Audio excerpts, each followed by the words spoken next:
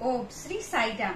परमाराध्य परम प्रेममय परम करुणामय प्राणसखा भगवान चरण कमल कोटि कोटि प्रणति जणे आरंभ करिबा भगवान अवतार बाणी। भगवान आमको कौन संदेश देउछंती आसंतु सुनिबा।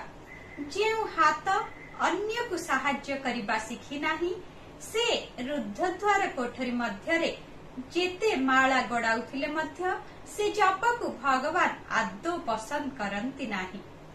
से जप को तिले मात्र गुरुत्व मध्य दियंती नाही। से प्रकार ध्यान को मध्य भगवान आदौ पसंद करंती नाही। जेउ ध्यान तुमको जंत्रणा जर्जरित मानक कष्ट प्रति काल करि दिए।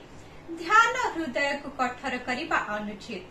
ध्यान द्वारा हृदय लवणी तुल्य कोमल हेबा कथा। प्रत्येकंकर अंतर निवासी भगवान को दर्शन करिबार महान सुजोग हेउछि सेवा। भगवान सबुबेले सेवा उपरे गुरुत्वारोप करिसेंती। मानव सेवा ही माधव सेवा।